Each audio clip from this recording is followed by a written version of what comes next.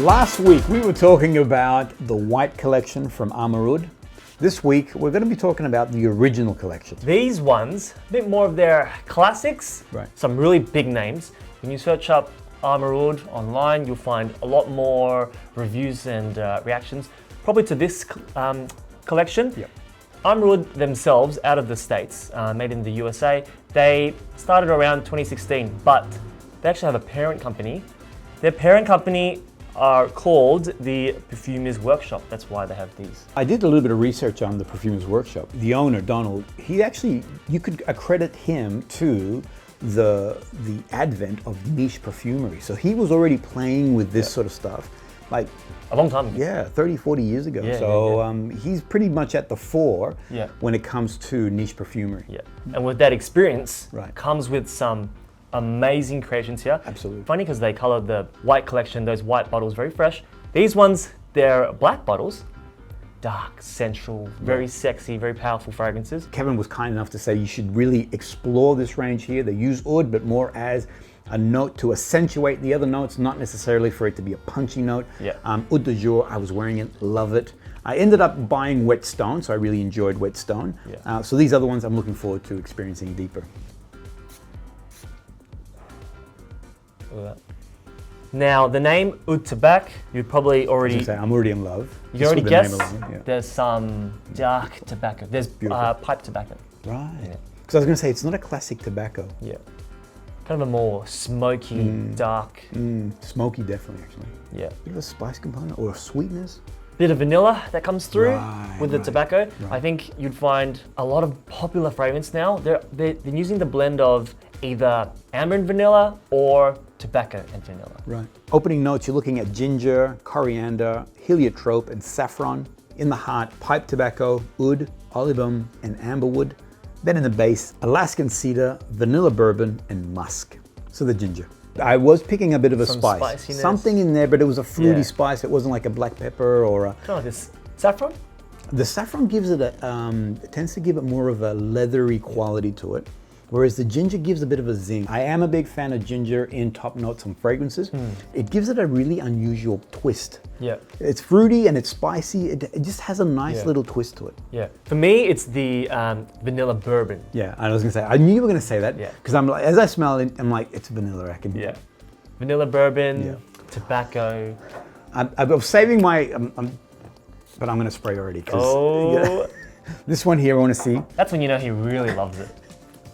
I want to see how this, because on card, Yeah. I'm like, whoa, this is rockstar. Yeah, yeah. Yeah. There's a reason why it's the best seller in store. This is the one that we sell out probably every month. So far, it makes sense. Yeah. And the ginger is really kicking through. Yeah. And although some people might think that Winter. it's a bit more of a winter fragrance, this is one that I wear all year. I was gonna say this could play well inside. That ginger, that saffron, it's It's actually a warm day today as we're filming this. It's Yeah. actually quite hot today. yeah. And I can see myself walking out with this, and it would be glorious. I would have this cloud. I can feel it already. This is one that, from customer feedback, also on my own, Right. I get well over 8 hours, Right. 8 to 10, which is really good because I find that the Amar Ouds are pretty good. And Yeah, I know yeah. the Wet Stone, it's aquatic. It's meant to be a Yeah. light fragrance. It has awesome projection Yeah, and, yeah. and longevity. and although sometimes we don't want to really push too much, like focus on the price, but it is something you have to consider for Right. amazing performance and longevity. Right. It's like $309 Australian dollars, and it's a big bottle. It's 100 mils. Actually, I was gonna, and we talked about this last week. These bottles, Solid. oh my gosh! Yeah. I mean, yeah. Which is just, it just makes you, I think it's Makes really you- cool when you have like a really, Yeah, yeah. more of a solid heavy bottle. Cap the bottle. Feels like it's worth more as well. Right. Yeah. Awesome. All right. All right. This one also gets a lot of love online, actually. Mm. Saffron Rare. Many people compare it to Tom Ford's Tuscan Leather, So already now I'm curious to see Yeah. where this is going to go. and everyone knows Yeah, exactly. Tuscan Leather, right? That's a huge seller. You do get that leather Mm. accord. I love leathery fragrances too. Yeah. I've got a number of leather accord fragrances, A bit spicy, Mm. just a bit. but that leather is that's a really beautiful. I'm almost to the point of being a suede more than a full. Yes. For me, it's kind of a sweet leather. On opening notes, you're looking at bergamot, olivum, rose, and geranium. In the heart, cedarwood, saffron, rose centifolia, and jasmine. Then in the base, benzoin, Indonesian oud, vetiver, sandalwood, and vanilla. As we know, there is no such thing as leather. The hide of a dead animal smells like a dead animal. So leather, the smell of leather is an accord that's created, the scent. Yeah. Saffron is one of those ingredients that they use to actually create that leathery scent. I find that it is a very suede-like leather accord that's in here. Yeah. This one probably more towards autumn winter. I get this really nice dark smokiness. Absolutely. I think this might be a bit heavy in the summer weather. Yeah. Like even the oud tobacco that I could wear it now. I mean, Yeah. like I said, I could walk out, Yeah. no problem at all. But I think this one here might be a bit too Dark, smoky, Yeah. leathery. Also as a winter fragrance. Yeah. There is the rose element Right. in it. What else? Was there geranium? Yeah, geranium, which is that peppery rose kind of quality to it. So some florals, but not sweet. No. No. Yeah. Awesome fragrance. Yeah. Good choice, mate. Really nice kind of dark fragrance. Yeah. This is the second bestseller in the store. Eau de jour. Right. This is one that you'll find plenty about online. So many reviewers have done this Right. fragrance. And oud du jour, oud of the day. I'm French. I'm not. You French, Greek, Italian, or no. He's talking a bit rubbish. of a mix of everything. I love this one. Yeah. I love this one. They're very different from the first two. Bit more of a freshness and a sweetness to it, right? Not as dark. Yeah.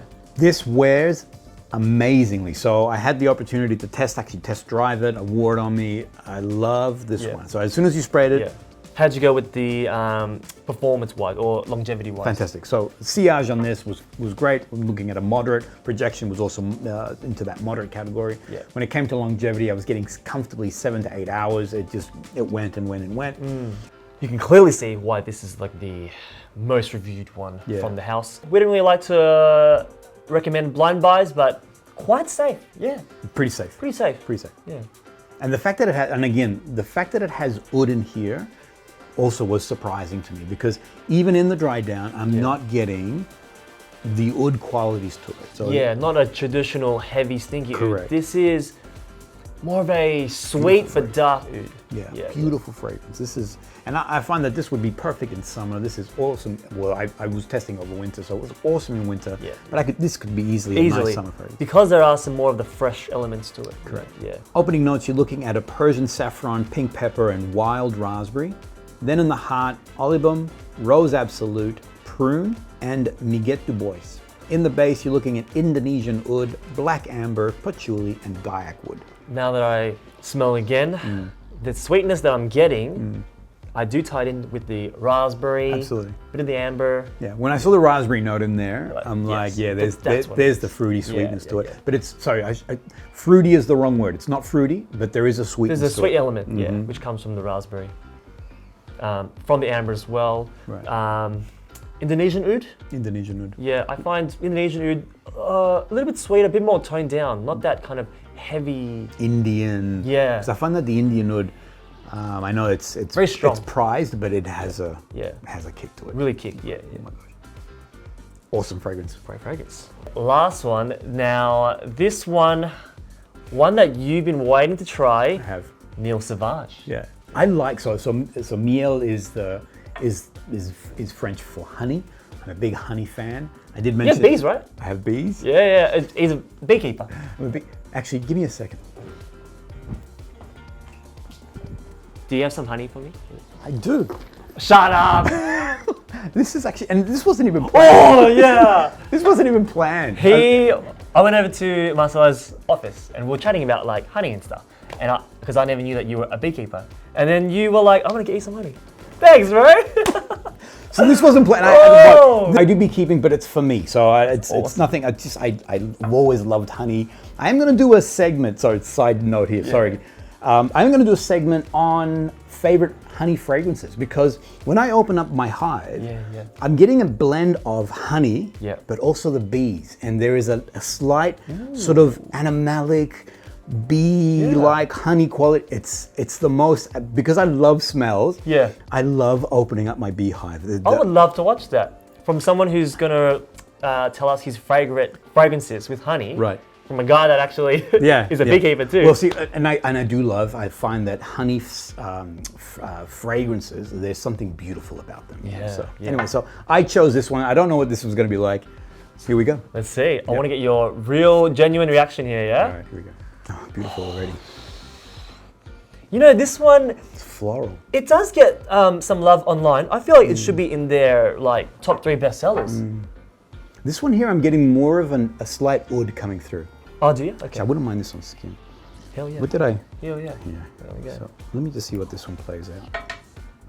Thank you for this. You're welcome. Seriously. Like I said, I was planning to give him the honey, but yeah, well, why not do it while we're filming?